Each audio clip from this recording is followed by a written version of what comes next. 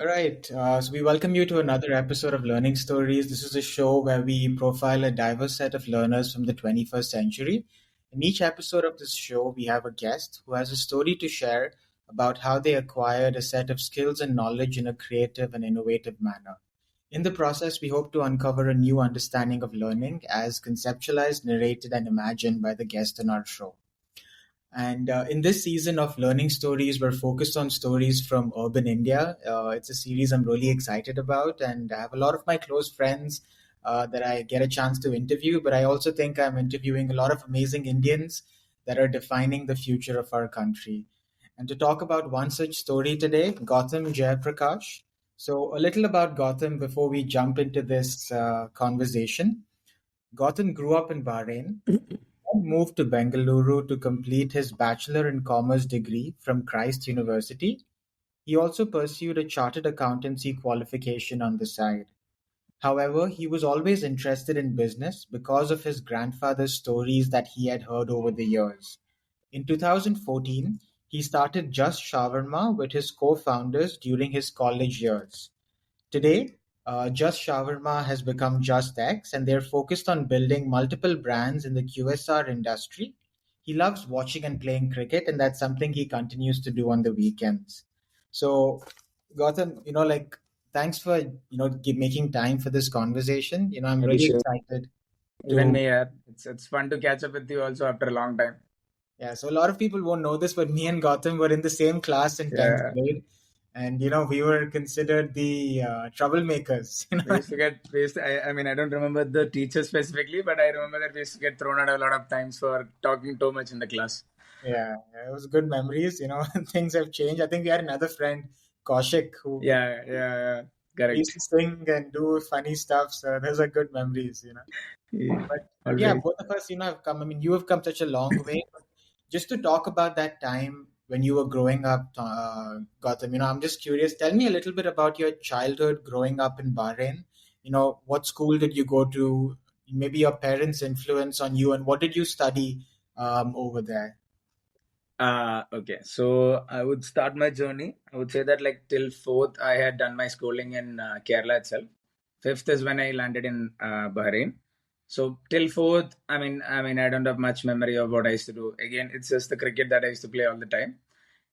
Coming in Bahrain was a very big change for me. Like first, there were few changes. Like first was obviously the communication. Like in when I was in Kerala, the even though the school was an English medium school, but coming to Bahrain helped me a lot to have a different crowd over there, which helped me in the language. One of the best things. Also, like there is a limited set of crowd. Like when you are coming from a smaller place, coming to Bahrain, yes, I got to understand a lot of people. I got to understand a lot of cultures. That has always been very good for me. Like because of that, like coming back to Bangalore was easier for me. Like when I came back to Christ, again it was almost the same set of crowds. Like there were people from north of India, there were people from south of India, east of India, everywhere. Same thing was there in Bahrain also, plus the Arabs. So understanding a lot of cultures and being around with them surely helped me in that way. And coming back to parents, like how all the kids say, like it was first scope was engineering, but I had clearly told my parents that I did not want to study chemistry because chemistry was something that I did not know anything about. So then they're like, okay, let's. They never forced it upon me, but they're like, okay, this is the way to go. But then they were like, what is that called? Do CA. So the plan of me even coming to Bangalore was CA, but then I saw there was another friend Teja, so he was also pursuing CA. So seeing him like the how the quantum or how it is so difficult, I'm like I can't do this. I took up ACCA. This was again for my like I started doing ACA, which is a UK based CA, again for the again for parents itself, which I am also trying to complete on the side. There is, I think, another 3 to 4 papers left for me, which I have to which I have to complete. Even now, my mom keeps telling me, just get it done with. But yeah, like obviously the time that I'm giving for the business, I'm not able to cover that up. But yeah, like being in Bahrain, the major thing, and like even right, like it was not like any Middle East country. Everything was open. There were religious institutions of even other religions that was widely open over there, which was on all like when I came back and when I'm speaking to other Middle East expats in Christ, they're like, oh, this was never there. Oh, this was never there. Like this much freedom or this much uh, like how an expat can be free. This is not exactly that. That's what is happening in other Middle East countries. So I would say we were all blessed to be in Bahrain. And yes, school wise also there were a lot of friends, and I'm still connected to a lot of friends. Hardil, the friend who has been a long time, is getting married next month. So I'm looking forward to going back to Bahrain next month. So Bahrain always has I would say a good connect to me, like even more than my actual home. It's either Bahrain or Bangalore that comes to me when it is called home. Yeah. So being in Bangalore for the last 10 years might have slightly shifted that to Bangalore, but yeah, Bahrain is also very close to my heart. Yeah, it's crazy how the place we grow up in has like this unconscious influence on you, right? I think Yeah, now you're making shawarmas, and Bahrain, the main snack to eat was shawarmas. correct, correct. So, and I remember, one of my distinct memories of you is we used to go play cricket, and after that, I think we used to drop you at Khamis or something. Yeah, yeah, We used to go eat shawarmas over there. yeah. So I have that memory of you. But I know, like after school, you really enjoyed playing cricket back then. Yes. But apart from cricket, what were some other things you enjoyed growing up? Enjoyed doing after school?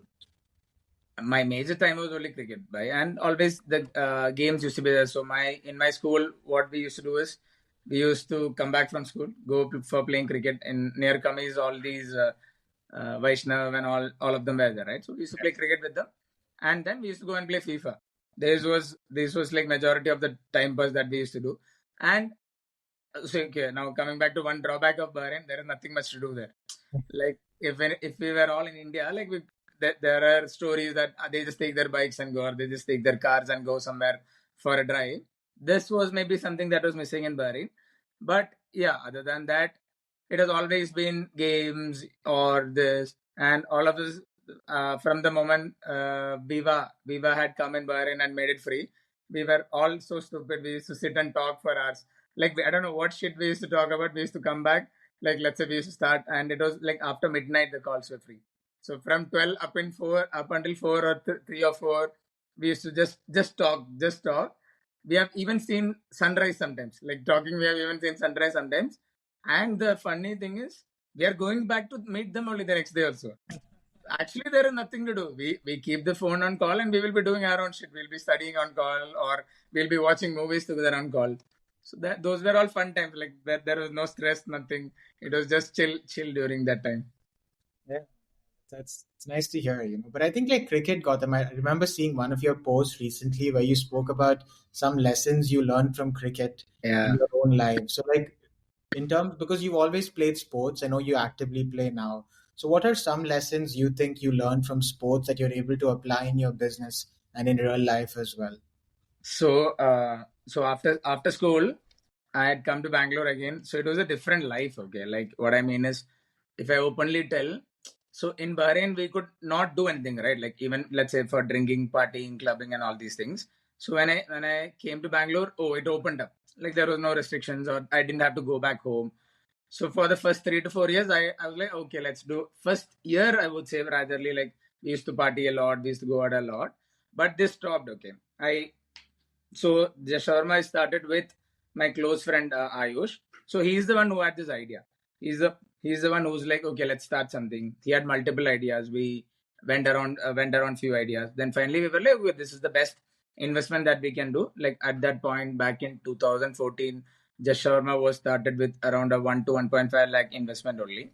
So that time it was good for all of us to start investing. So our first outlet was Ayush's elder brother Ashish and his best friend Nilesh are also part of the firm. So our first outlet was started outside their college. So Ashish and Nilesh were studying MBA in Jain. Me Yeah. and Ayush were studying BCom in Christ. So once this was started, how now coming back to your question, I just gave you the brief of how cricket has always helped me is, so when I went back to cricket, right, like I think it was after 5 years of not playing and all, I found a good club here. Okay, it's called Bangalore Willows Club. So I was able to, and it was the starting of that club also. Mm. So initially itself, like I used to get to captain the team and all these things. So that helped me. Like again, see, it's not like how a school team functions. Okay, like school team function, the coach gives us the team, and then we have to what is it called? Just captain that team. Here it's different. Here, like people are working, they are coming for a relaxation in the weekend. They are even paying money to make the come and play. So I always tell this, like let's say, cricket is the only sport. Now let's say if 11 of us are in a team, there can be a situation where a person might not bowl or bat. He Mm. has to come, just field and go back. You take any other sport, like football, nobody complains. I just stood there, right? Like he can run, he can go near the ball, and all these things. So to manage all the aspects, like you have to manage the win, and you play to win, right? Like if you don't play to win and just give chances, also the game is not fun. So you have to manage the players accordingly that you have to win. You have to talk to the players. Let's say if you are not giving anyone chances, you have to personally call them or at least tell them that okay, next match I would give you that chance.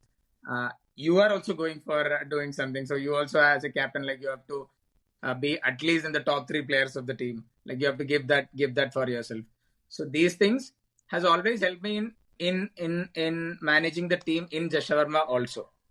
Like how like let's say, and lot of our employees are from the lower skill this thing, right? Like they're all commie level chefs and maybe more of housekeeping guys. So so at the end of the day, see, like you cannot, how a corporate employee works, like you cannot show them the dream, like okay, we are going to grow, we are going to be a 100 crore 200 crore company.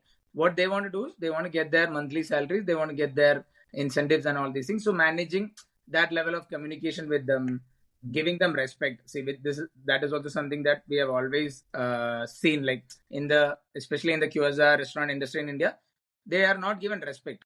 Like we have always treated them. They have the space to call us, and we always tell them that like never call us sir.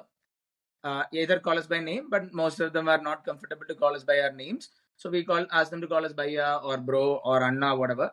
So that brings that closeness to them, and that always helps. Like now, even during COVID and all, the support that they gave us was very good. Like they were ready to, even like we didn't have any like what is it called, amounts that were coming in, like at least for the 3 to 6 months. They were ready to take pay cuts. They were ready, like even we took our pay cuts, they also were ready to take pay cuts. So that is because of the relationship that we have had with them. There are people who, there are staff or there are employees that have had been with us from a long time, like from the start of Just Sharma. There are few of the team members who have been there with us throughout the journey as well.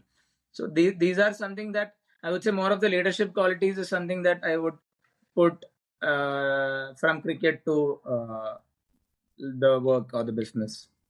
Yeah, I think that you really explained it really well because even in cricket, there's like a big team and like a Yeah, business big team, and I think you have to understand that how teams work in a lot of correct. ways. But you also have to perform your role really well.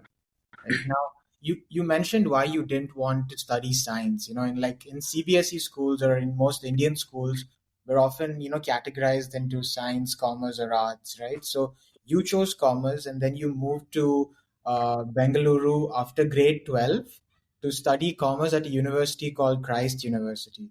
So what was that environment like for you, and how did you meet Ayush, Nilesh, and Ashish, who were your co-founders at Just Shawarma, Gautam? so like I told, chemistry, I used to chemistry, I purely did not take science. So in the Indian households, right? So in 11th and 12th, you should have a choice. Like the what my mom or what my dad told me is, so you can pursue whatever you want, but let's say 11th and 12th, if you take science, you have that extra added option to choose other streams as well. But I was very clear that I do not want to go into the stream anything related with chemistry or even mechanical or something like that. And I was always fascinated by numbers. Like before, let's say, I have always thought that, like even before, I would go into something like that. Okay, understanding maths, understanding those numbers and all these things. Like maths is something that came naturally to me even in school. Now when I researched about it, okay, there was many options like actuaries, many options like CA and all. Then I was like, okay, CA is something that is also what is it called, understood well, and people know about it. So I was like, okay, let's go and get into the CA field. But it's a very difficult thing, like coming to Christ and simultaneously doing that along with it was very difficult. So then I was like, okay, let's do ACCA. During first year, like I've always wanted to do business, but being with Ayush is always something that I would say that my passion came out. Like I've always heard stories from. So by the time like I was in like 4 years, 5 years and all, my grandfather had lost everything. Okay, like because of whatever issues that he had to go through, he had lost everything. So it was always stories for me, like mostly from my dad's brother. Like he used to tell us that okay, this is the house that we stayed in at that point of time. Okay, these were the things that grandfather used to do. So this has always fascinated me, and I've always wanted to do something of my own. So when this idea came from Ayush, I'm like, yeah, bro, even I will also join you. And Ayush and me were classmates. So like for the first 2 years of college, we used to classmates, PGs, we used to stay in the same PG, we used to go to college in the same bike. So we are very close in that sense. So when he started, I am also like, okay, let's do it together. So like I told, the first outlet was outside their college, where they used, so they had finished college by then. So we were in the third year. So one of them used to stand in the store outside their college, and the second outlet was outside our college. So like during breaks, we used to go to the outlets. We used to stand. We used to like change our t-shirts. We used to stand with the uniforms. There were a lot of other friends also who has helped us, like who has been through the journey. Like they were like, anyway, what, we are all college friends. Come, let's go chill at the outlet. Like to name a few, Samir, Ranga. So all these people were also there, always like being with us during this entire journey. Christ has been always like good here, like in terms of getting to meet more people. Like in Bahrain, I told, right, the diversity, let's say if it was X, in Christ it became X plus 2. Like I could meet a lot of more people, a lot of more understanding. Okay, and also being in India is a different thing. Like how India works and how Bahrain works is different. So that kind of a perspective also I understood. And obviously I was staying alone also, right? So managing my finances came into the picture. Yeah, like going, like even like how to go to college. Like I didn't want a bike because the college was very near. So then like how to go to the college, should we walk, should we go in an auto, should we book a cab, all these. So there are a lot of fun. Like we used to go to the college in our friend's bike, we used to come back walking. So during that walking we used to discuss a lot. Almost like 15-20 minutes walk, we used to discuss a lot. Then we used to come back, we used to go to the gym or do something. So this set of crowd were always together, like for that 3 years. Yeah. Yeah, I think like colleges are like nice places to meet like-minded people, right? Yeah. In like I know you talk about how Ayush had that influence of you, but there is this magic where someone that has the same interest, and like I was listening to some of the other talks from Mm. like that you shared with me, Gautam. I knew that Ayush had his family had like a business background, right? Correct. And Yes. Nilesh's family had a business background. Correct. So you think like that in some way influenced or helped you while y'all were starting your setup? Surely, yeah. Like, so Nilesh, so coming to Nilesh dad always wanted him to do a business itself. Yeah. So that when even Nilesh went to his dad telling that okay, that I want to do this, it was all yes, do it. It was not like, oh, should we do this, should we not do this, should we, like, in that aspect. Same thing with Ayush also. So same thing with Ayush also. Like when Ayush also went up to his family, like yeah, they were like all for it. Okay, anyway they're trying out. Let them try out. I had always had a scare that okay, since my grandfather's business went down, like if I go up and tell them that okay, how will they react, and how will, okay, they might be like okay, don't do this or something like that. But even my dad was like, oh, this is your age, you try it out. Okay, let's see how it goes. Then you can always come back. Like if something, it's not fixed, right? Like yeah, you can always come back and see okay if something not works out. But yeah, hopefully it has worked out for the last 10 years for all the this thing. And obviously, see. My dad has not involved much in the business, but Ayush dad has been really helpful, like in the starting stage, especially where he has given us strategies because he has been doing business in in almost all over Middle East, I think from the 90s. So he has given us strategies on how to do things. He has always helped up. Even Nilesh dad, like even telling us that okay, always focus on the profitability, be in that mindset. All these things has always helped up in some way. Yes, like yeah, I would say that yes, it has always given us that idea or like even that push slightly to move towards growth always. Yeah, and I think the composition of this founding team, like it was four of y'all, right? Yes, So Ashish and Nilesh, and then you and Ayush. yes, Though the two of them were doing like an MBA course in marketing, right? correct, And correct, you guys were doing like a bachelor in commerce, right? So correct. Yes, Ashish and Ayush were like brothers. yeah, So it's like crazy how the connections happen, right? yeah, People, and somehow you all met. But I in like another talk I was listening to, Ayush mentioned that before just shawarma, there were some other ideas. So yeah. for someone listening that wants to know how you can think of an idea related to entrepreneurship, what were some of those early conversations like? What were those other ideas? So we had few ideas in pipeline. So there was the first idea that laundry service is okay. So that is something that we also used to face a lot of issues, like staying in PGs. We never had our washing machine and all, and the places that we used to give our clothes were not that clean. Hmm. Okay, so our initial idea was okay, let's go collect like the laundry, and these are ideas that is always there. Okay, it's not something that is very new. There were already laundry services, but we wanted to make it better, like providing them a delivery service. This is in 2014. At that point of time, and all, the delivery services were not that common. So we actually wanted to have a pickup and drop from the PGs around the area. But that was a very okay. I'll tell you a second idea also. Second idea was, so the idea that is right now there, which is Rapido. Sorry, done so. Where the idea was that okay, we will assign bikes, we will collect, we will deliver groceries. This was also one of the ideas that we had come up with. But all these ideas, there were a lot of it was very capital intensive, and Yeah. at that point of time we didn't know whether after college what we'll be doing, where we'll be, and all these things. So when Ayush came up with the idea of the shawarma, we were all in for it. Like you told, I have grown up eating shawarmas. Okay, so even I was like, okay, this is a beautiful thing. Okay, let's do it. So at that point of time, even we started with a very small outlet, which was around a 50-60 square feet outlet, where we had just put 2 to 3 machinery, one for the shawarma, one for the fries, and basic investment, which came up to around 2 lakhs. So that everybody could afford that at that point of time. And then the initial push was there, like, okay, let's do it. And the calculation were simple. Okay, let's say if you put 50 rupees for a shawarma, you sell 100 shawarmas a day, it's 5,000 rupees. Okay, 5,000 into for the entire month, it's 1,50,000. Correct.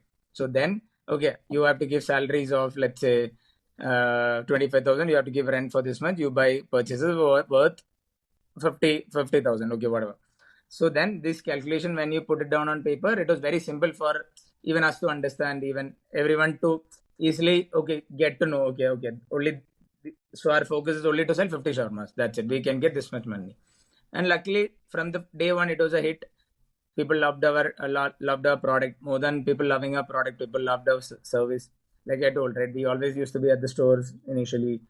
Every customer we used to speak to, like we used to tell them that okay, we used to explain the products. Like that time we used to take, like when we started, we had around 5 varieties of shawarma. Even though these were only like small variations, but at that point of time there was no one who was having more than a single variety. It was just shawarma.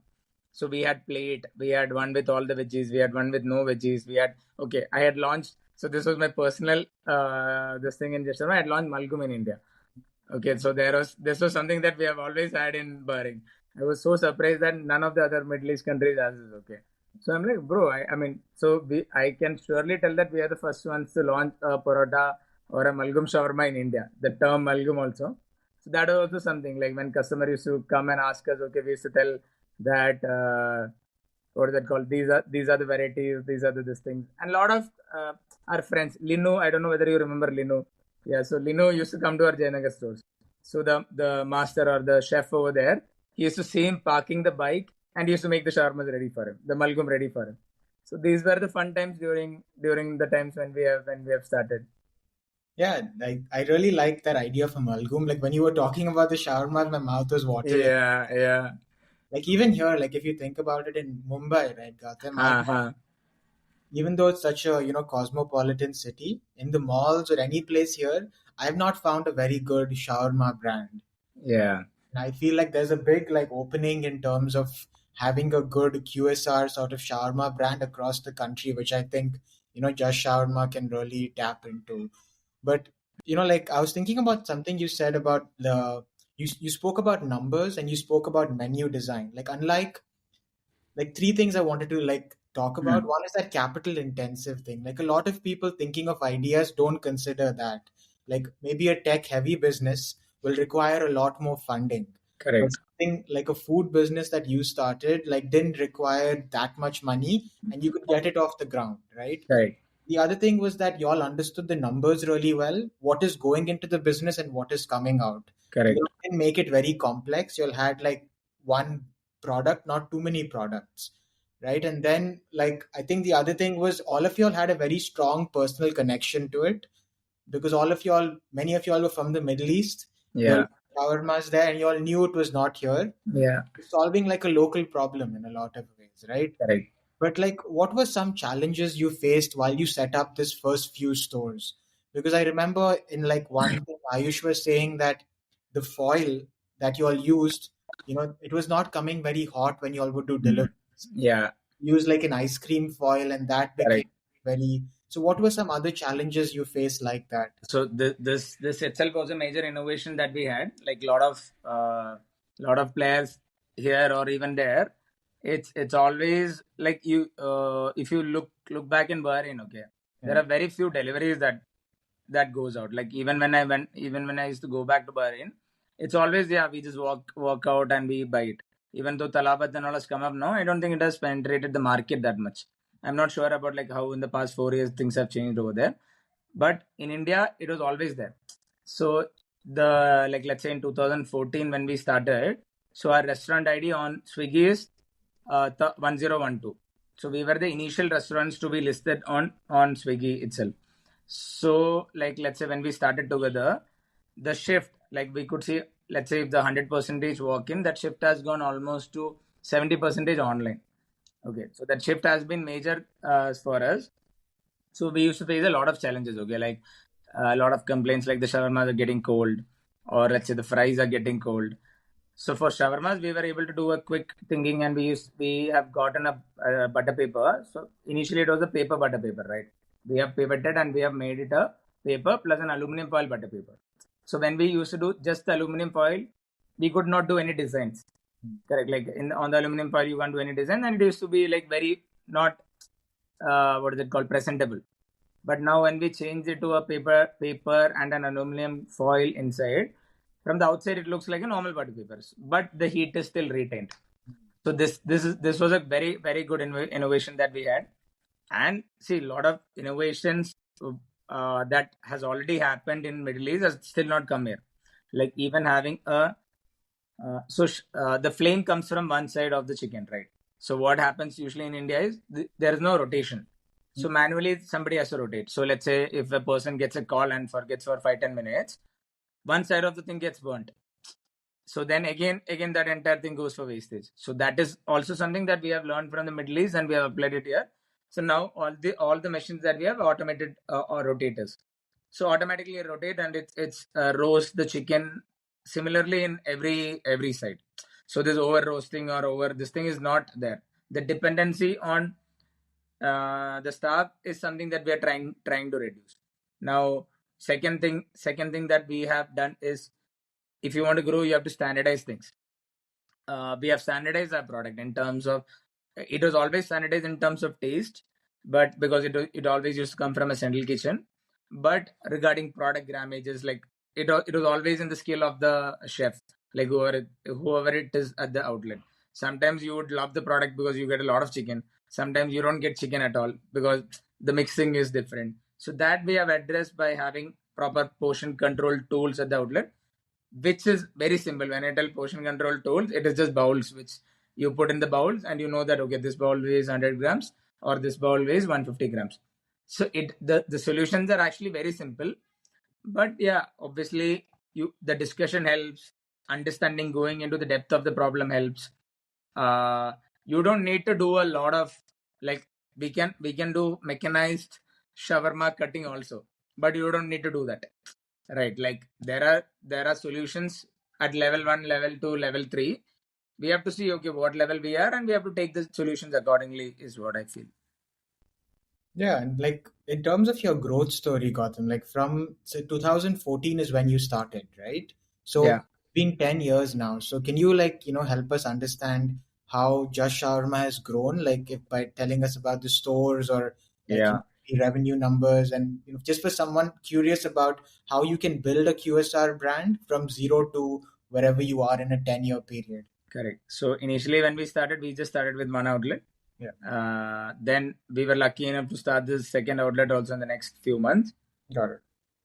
Then just with the two outlets, we were able to get franchisees. Okay, but looking back, okay, that franchisee route that we had taken initially was very quick for us. Like even we had also not set the operations completely, but we had started giving out franchises. But even the franchises were profitable. I'm not telling in that sense. I'm telling in the sense that operationally there were no control. Like even for us, let's say we expanded to 23 outlets throughout the journey. Like around 2018-19, we were at 23 outlets. We were also in talks with master franchisee deals in Hyderabad and Chennai. This is right before COVID. And like I told you, like we were also like from the 17th to 23rd outlet, we had pivoted and we were like, okay, let's do tech park outlets. So we had started doing tech park outlets. So the we had done an airport outlet in before COVID. So COVID struck us very bad. Like COVID had a big impact on us where all these stores shut down, especially the airport one, um the high footfall area ones, the tech park ones, all these shut down. And then we had come back to seven, where majorly it was mostly in the delivery areas and all these things. And this is where that shift also had happened. Like I told, right, 100 to 70, it was almost 40 percentage before COVID. But during COVID and after COVID, that shift also has gone from like that 40 percentage also has picked up to another 30 percentage of our walk-in share has gone to online. Now coming talking about the revenues. Fortunately, like let's say we at 23 outlets, we were touching almost the 5.5 to 6 crore turnover. Even though it had come back down to 2 to 3 crore turnover during that COVID phase, we are almost back up now. Like this year projected is almost 6 crore. We have understood that it's not the number of stores. Like we have limited the number of stores to 12, but we are able to do much higher sales from each of these stores than before. Like before, if our average store sales were around 3 lakhs, now it has gone up to almost 6 to 7 lakhs, which has also increased the revenues back to a 4 to 5 crores with the same number of outlets. Now our plans further is to expand another. See now, okay, now coming back to it, we have come back to the franchisee model, but we are only going with FICO in Bangalore, which is a franchisee invested but company operated model. So we want to keep the operations with us. Like we want to 100% streamline that operations. Like even now, those iterations that we are taking, right? We want to set up those iterations immediately. Like we don't want to go through that entire franchisee route of approval. We want to have a strong audit team before giving out the franchises. So this is the current model that we are focusing on. So another 5 to 6 outlets we will do in Bangalore. Then we will expand to in and around areas in Bangalore, and maybe hopefully we come to Mumbai as well soon. Yeah, I Yeah. think that's like a lot to break down there. Like, I think so. Is for a QSR company, Gautam, is the franchisee model the only model to grow? Like, you can't, like, the FICO thing that you said, in that, how much of the business do you own as a company and how much is owned by the franchisee?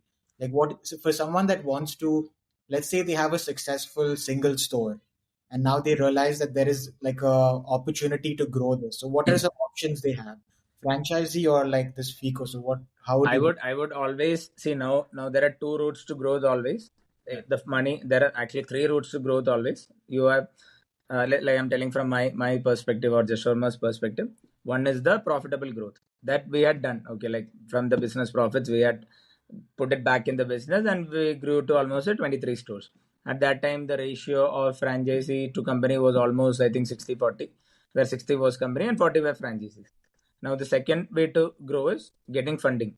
Funding is from any outside investors. You go, you pitch your idea. If they're interested, they invest. If they are not interested, they don't invest. Now the third route is what we are focusing right now, where we are going through the franchisee model, where we are also offering a, so now FICO is, there are majorly two types of franchises where they invest and they operate.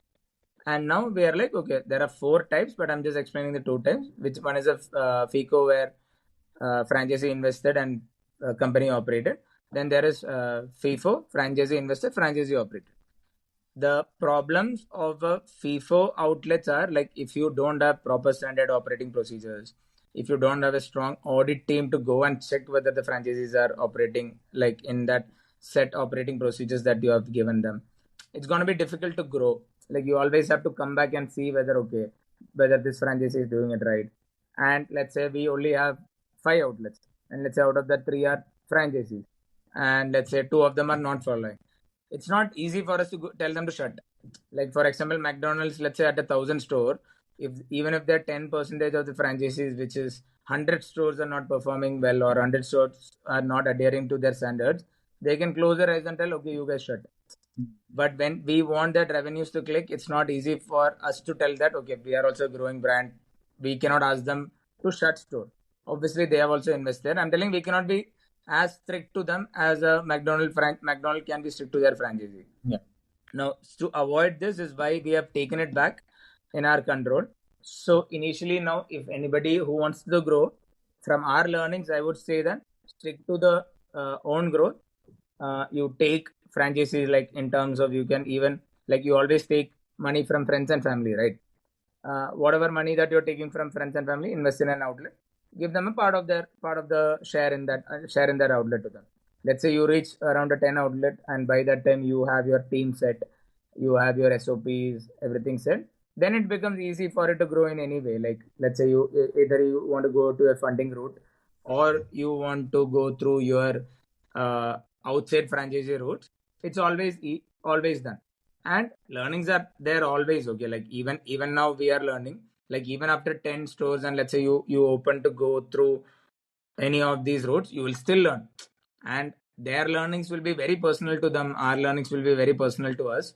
So it's the idea, or the basic ideas. Yeah, have some stores, set your SOPs correct, and then you can focus on that growth part. Growth is easy, actually. Like, once you have the SOPs ready, it's, people are funds in India. Like, people are ready to invest in a good business for sure.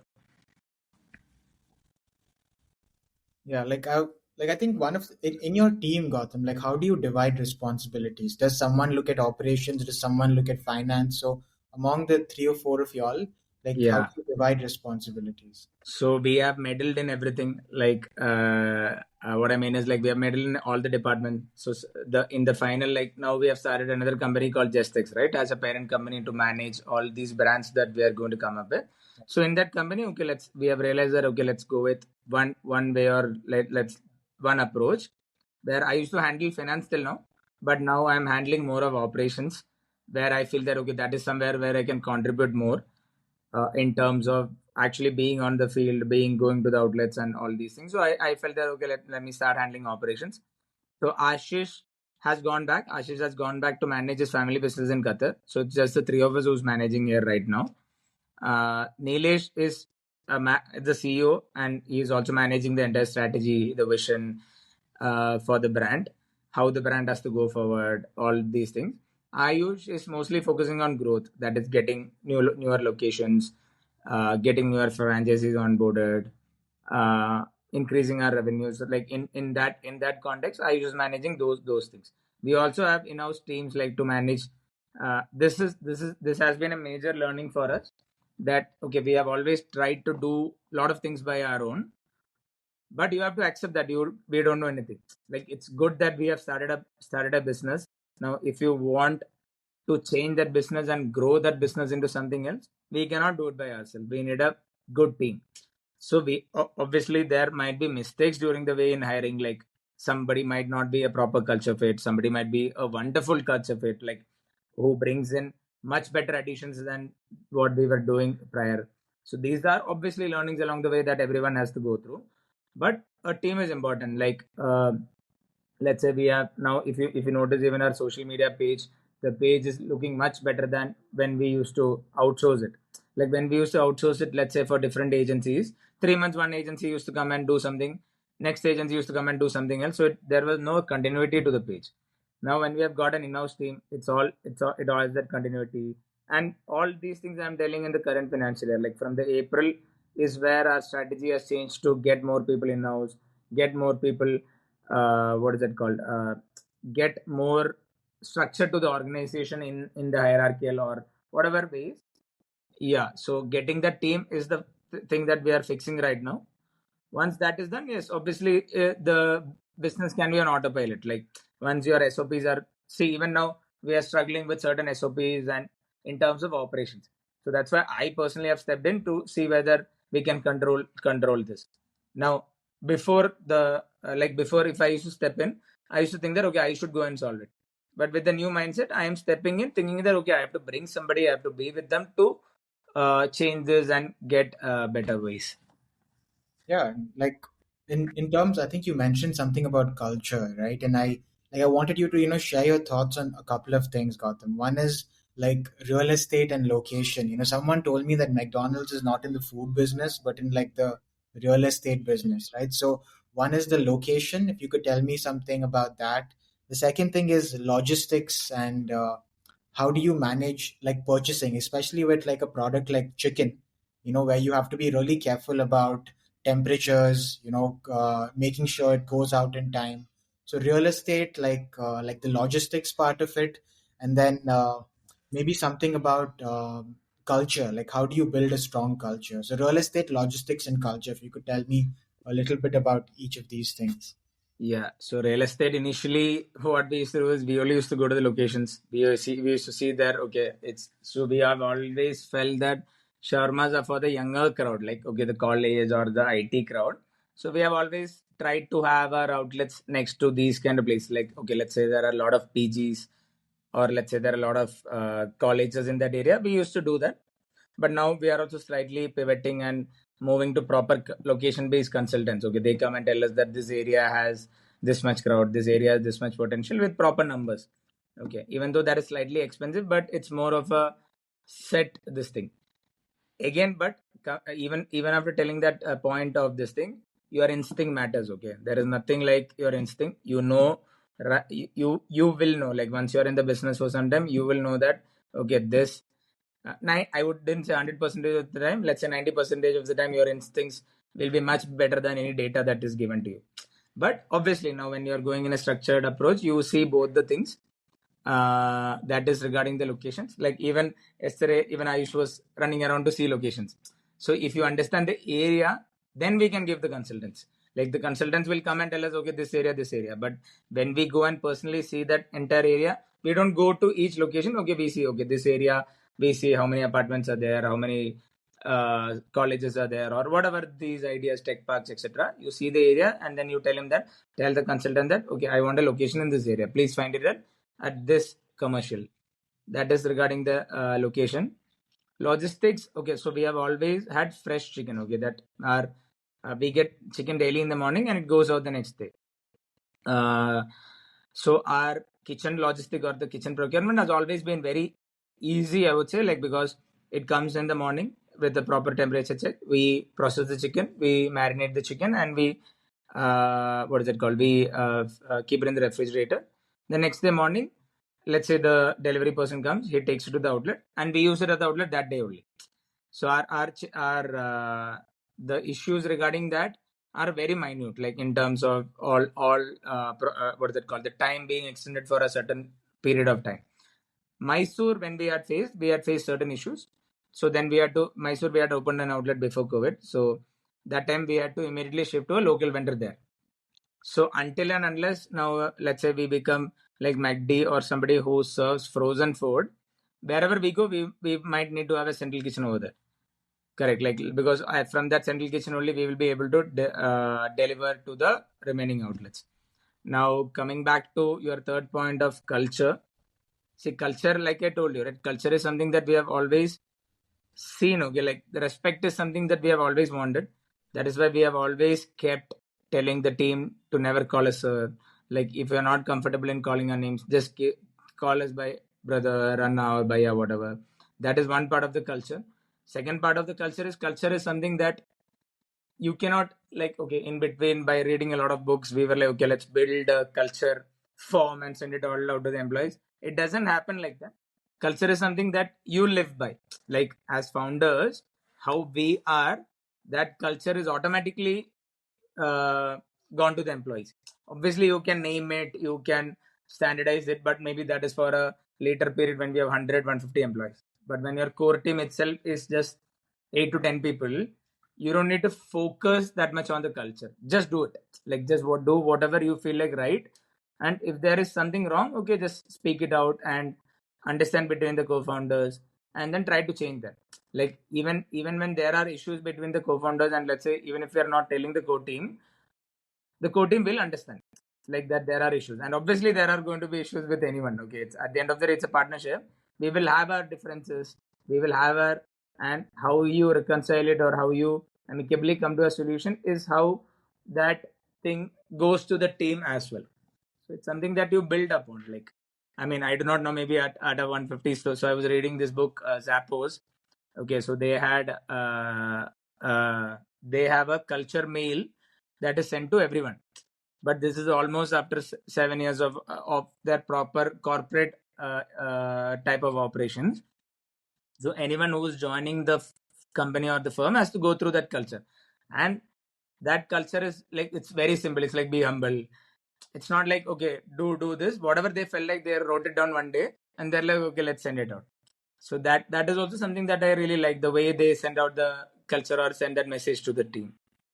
Yeah, and one thing I've noticed about brands, because I remember there was a post that you put up that said Just Shawarma was like the fan favorite for Zomato Yeah. Bengaluru, and I know that was like a big achievement for Yes. the Yes. organization. But like in terms of the Indian ecosystem, a lot of urban Indians are spending more on food outside, right? They're eating outside because you have young professionals that have like long hours and they come back and they don't want to cook, so they just want Correct. to eat outside, right? But also like brands like Swiggy and Zomato, how they have helped, smaller brands grow because of the exposure you get on their platforms. Correct. So can you tell me like some statistics about the QSR industry in India, Gautam? Because for me, QSR is mainly Domino's, McDonald's, KFC, and these are all Western brands. These are not Indian. Correct. So like, Correct. if you had to tell me what is QSR in India, when it was invented, how has it evolved, how would you explain it? Yeah. So, see, in QSR in India, primarily has been like, I don't know how long you have been staying in Mumbai. You go out, you have vada pav. Correct. These are all unorganized sector. Okay. QSR in India majorly has this. Like even when we were studying in college, like we just go out and we are like, okay, let's go to the nearby store where we give cash, nothing is recorded, nothing is there, and okay, we are done. All these roadside places. Now, how that has shifted is, I think I'm not exactly sure about my numbers, but it has been a drastic shift. Like once Swiggy, Zomato, and all this has comes, I think it was around 20 percentage only in this QSR segment as organized. Now it has gone up to 50%. Now it is going to further change, like because now, as you told, right, it's more urbanization is happening, more phone access is going to almost all parts of India. Even in a place like, I in my local place in Kerala, even there are deliveries. I was surprised, like when I went back like 3 4 years back, I was surprised, oh, even here. So my, okay, how that phone thing that is penetrating is, my your grandparents or my grandparents watch serials on their phone. Like I could have never imagined at sitting in Bahrain during that point of time whether, okay, this shift will happen. So this is all helping the QSR industry to grow in that aspect. Now when we started, we were also an unorganized sector. Like we were there outside just the supermarket. We were outside a bakery shop. Even for us, the shift has been there. Now we are in malls. Now we are in tech parks. Now we are on Swiggy, Zomato, all in those sense. And QSR in India is growing at an almost, I think, 18 to 20% CAGR. The QSR in India is growing. There is huge potential in India. There is lot of brands that is coming into in Indian space, where, like as you told, no, the Indian brands were limited to Domino's, McDonald's, or something. Suddenly, I'm seeing Popeyes. There are more than the international brand. There are Indian brands that are coming up, which is premium, which is in the gourmet section and all these things, especially in terms of burgers, sandwiches. all these spaces. Luckily for us, shawarma is some space that is not explored. So even we are going from a shift of just serving shawarmas. So recently we launched our so the older model we call it 1.0. I would share you some snippets so that you can also see later. Like the earlier model we call it 1.0, where it's an internal term like just shawarma JS 1.0, where we used to use the main color as yellow. We used to have basic shawarma. We used to have just a few starters. Our stores used to be, let's say, 150 square feet. We have moved into a JS 2.0 model where the stores are vibrant. You have a lot of new products. We have shawarmas, we have rice bowls, we have desserts. So it becomes an overall package. And you give that experience to the customer. Let's say a customer comes to us. Before it was just, okay, it's like having a vada pav. You have a shawarma done. Now it becomes a more of an experience. You come, you order the starters, you order a drink along with it, you order what is it called, the mains, then you order a dessert. So this also helps us to increase the AOV. AOV is the average order value, like per customer, when the average order value goes up with the similar number of people coming in, we are able to generate higher revenues. So this shift is there. Like if you I think Mumbai is also one of the places that you can see the shift. I think Pune is another place. Almost all these major cities, where Gurgaon is another place, where you can see this shift of new age Indian brands coming up, and they're doing much better than the brands like McD, Burger King, all these things. Any Yeah, yeah. examples of them of like brands you thought have done a good job in India? In Bangalore, I would say for Bangalore especially, there is a burger brand, Louis Burger, which does very good. Leon's is another brand that comes to our head that which does good. We are also in that space. We are also trying to have that change or have that shift. Maybe in the next 3 to 6 months, somebody will be talking about our brand as well regarding that shift. It's all new age, or it's all in that pop culture, all these things that comes out. Right. Mumbai also had few brands. There are a lot of pizza. I don't know if you've heard about. There are a lot of pizza brand that is coming up, which is changing the share from Domino's or this thing to more of an authentic pizza style. Right. Sandwich brand is coming up, which is again changing that. Okay, normally you have sandwich in basic breads, right? So they are bringing a lot of different varieties of bread and all these things. So there are few good brands that is changing that space of thinking that okay, we can take those products from outside and make it into a brand. Ba Yeah. Momos is the first example that you can have, like a 30 rupee momo, where he's able to bring in that varieties and sell it at malls for 150 rupees. Obviously, he's giving that good thing, and also bringing that varieties of chocolate momos, momo burger, and all was something very new for everyone. Like right, like momos inside a burger. So that innovation has to happen in terms of products always. Like I think like one thing I'm also getting from you is like these products, these are like very things that a lot of like someone that stays in a city, they want to access food from all over the world, right? Correct, They want to correct, eat momos, they want to eat sushi, they want to eat correct. shawarma. But like, do you see an opportunity for like food from like a particular state? For instance, like Kerala, like Alapuzi, I forgot the name. I think Alapura. Alapura cuisine, like the Yeah, chicken is made in a particular way. correct, Like correct, Mumbai, like misal pav. So do you correct. see like a brand creating something around that and going big in the coming years? 100% sure. The more focused you go, right, it Yeah, always becomes better. yeah, Like people always want to connect. Okay, like now, for example, what we missed also was this. Like our core focus went from the core shawarmas to the other brands or other things that I'm telling, right? So once only after this is set, we can push ourselves to focusing on something else. yeah, Like let's say we had started a fried chicken brand. We didn't involve that in just shawarma. So for the customers, we wanted it to be separate. We called it just fried, but we were not able to honestly give 100% of our attention there. So that's why that brand is not able to click as well as just shawarma. So we have come back to the iteration that okay, let's focus back on just shawarma and push that to the maximum we can do. Then we will go back and focus on other brand. Now coming back to Jasharma, I would say that I don't know whether I can put a percentage to it. Why our brand became a huge success at that point of time is also the name. It is very simple for a person to connect just shawarma. mm, Correct. So it is always like you told, it is always better to focus on that one core product. Obviously, you have one by one core product. I mean, like burger is a core product. You can have a lot of fried items, you can have a lot of starters around it, but your brand should be known for a single thing. Got it. As close as you keep it, it is easier to grow also. It's easier to standardize, it's easier to uh, sell it, it's easier to push it to the customers as well. Yeah. Like, I would hope that like someday the now one thing is there, like, okay, I don't know how well a missile puff brand might do in south of India. mm, That might be the difference, like you told. Obviously it will do well in Bangalore. yeah, Like, let's say if I'm going with a shawarma brand to tier 3 tier 4 cities also, it might do well, mm, because people know it's a role. At the end of the day, it's a role, and everybody in India knows what a role is. yeah, But let's say if I'm going, like you told, an Alapura cuisine of a chicken to northeast of India and putting a in the tier 2 tier 3 cities, it might not work. yeah, It might work only in the urban cities, like you told. But yeah. yeah, that India has huge potential. You don't need to focus every brand or every product to every tier. Like, we can actually focus just on the urban cities and get the value for whatever we are investing, whatever ideas that we have.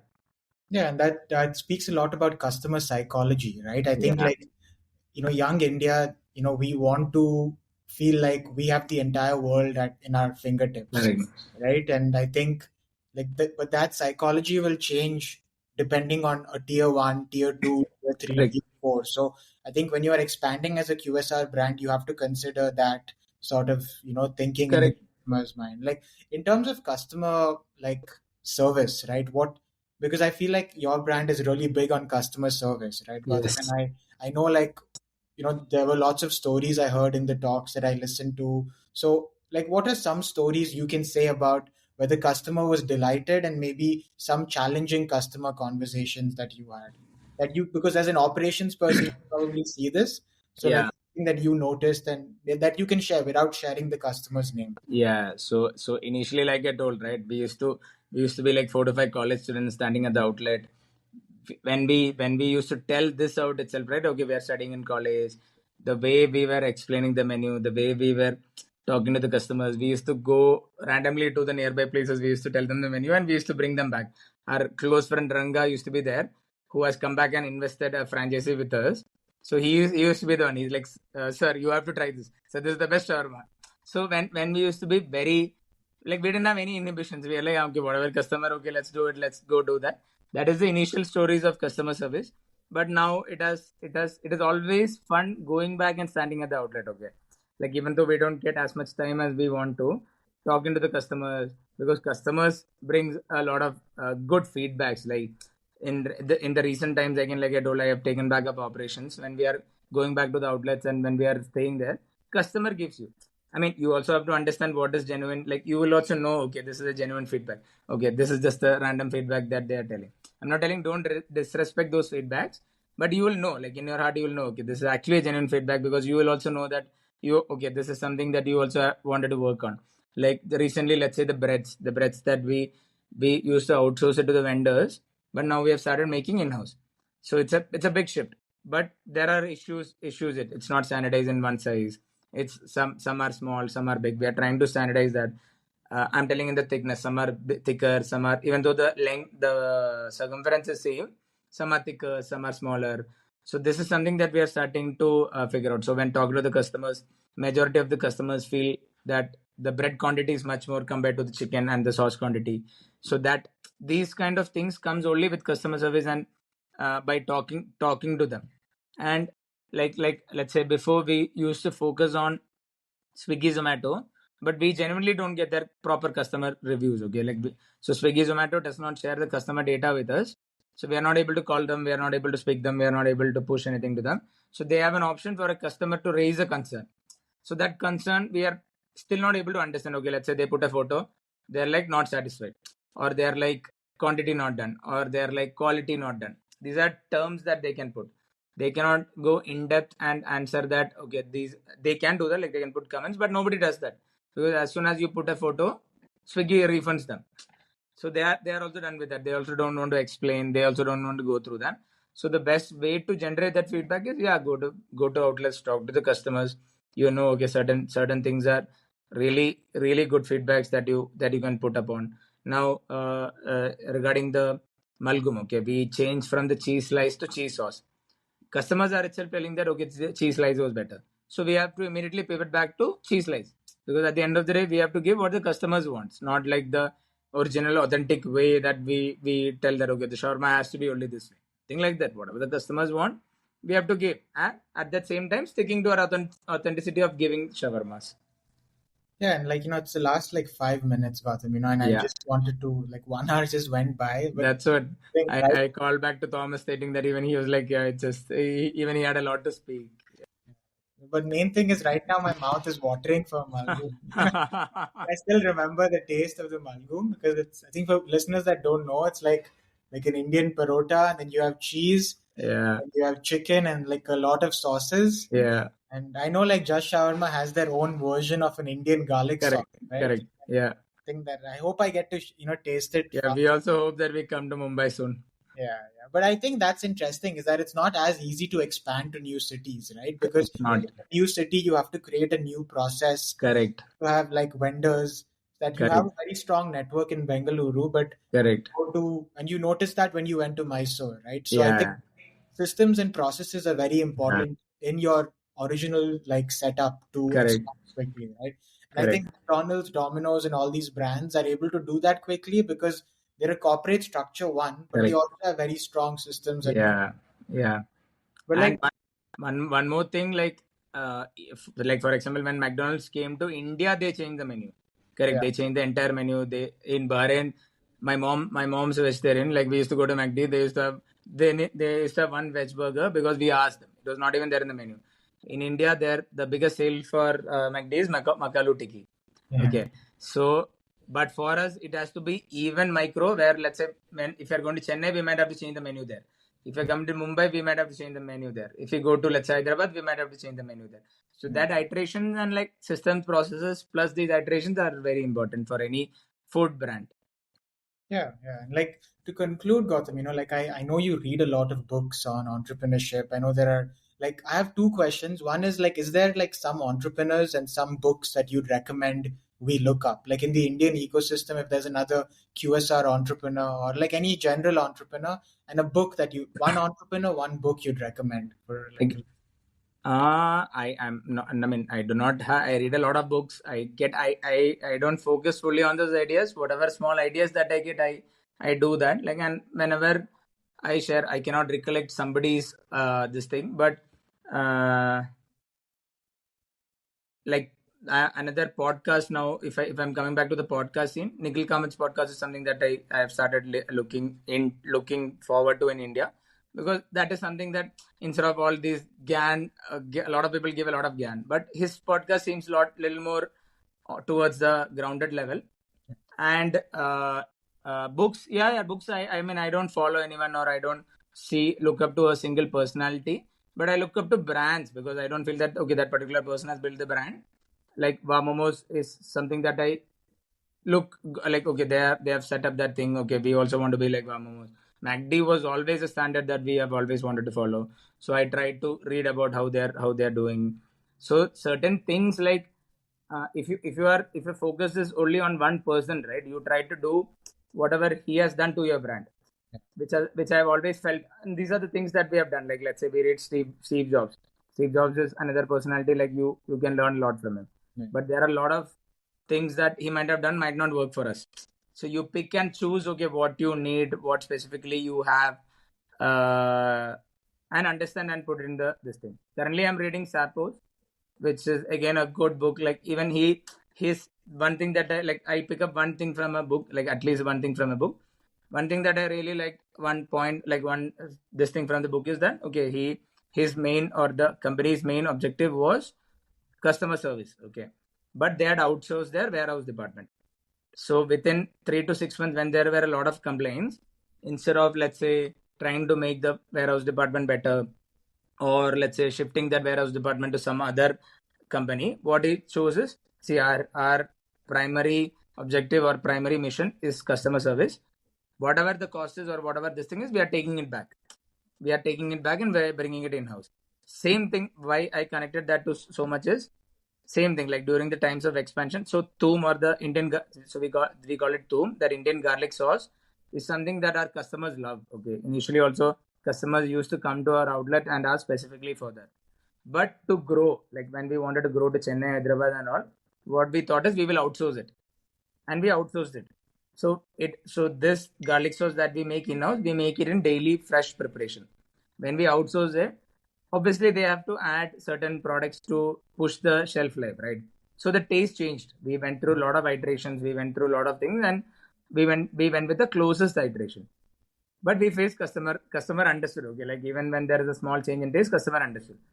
So what we even though we took much more than like what Sapos did, like but within 6 months we went back to in-house. So these are something that I connected with that book also. Got it. Yeah.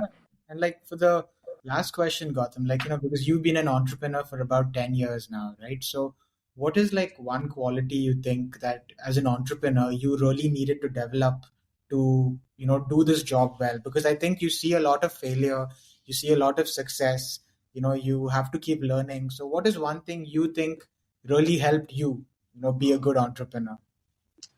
I'm getting better. I wouldn't say that I'm still there yet, but one thing is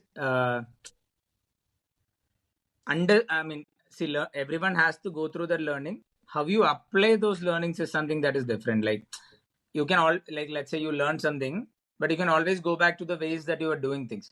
And this has been happening with us also. Okay, right? Like we have certain mindsets, we have certain preconceived notions that we always go back to. That has been the biggest struggle also for me. Like, okay, to squash all the notions, let's take everything as a learning. Obviously you have to get better with each learnings, but okay, like let's say you are telling me something, before my initial reaction would be based on what I used to think about that. Now, like let's say in the past 1 year 2 years, I'm changing that and I'm making it more okay, why is Abhishek telling me that? Okay, what are the reasons behind it? Okay, does it make sense? You validate that, then you get back. Okay, then you tell that okay, this is not right because of these reasons.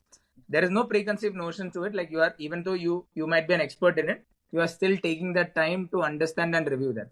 Yeah. So basically that is something that I would say that is the biggest learning for me throughout this. Like uh, not to tell no, like not to tell no to anything right away. You think about it, you go back, you review it. You can take, nothing is gonna change in the 24 hours or whatever. You take your time, then you see okay, whatever it is, okay, whether it is right, whether it is wrong, okay, then after giving you that time to think and breathe, you get back to whatever solutions you have thought about or whatever things you have want to implement further. Yeah, like, there's so much that I think like what's interesting is Gotham was going all out with branding because he's wearing a yellow shirt. So I feel like Colorful. Yeah, unconsciously he's all just shawarma, like completely into the brand. I would send. We have blue, pink. We are going colorful. Like all our outlets are going very colorful. Our packaging is colorful. That's We are awesome. going Gen Z. We are not Gen Z. At least our brand, we wanted to be Gen Z.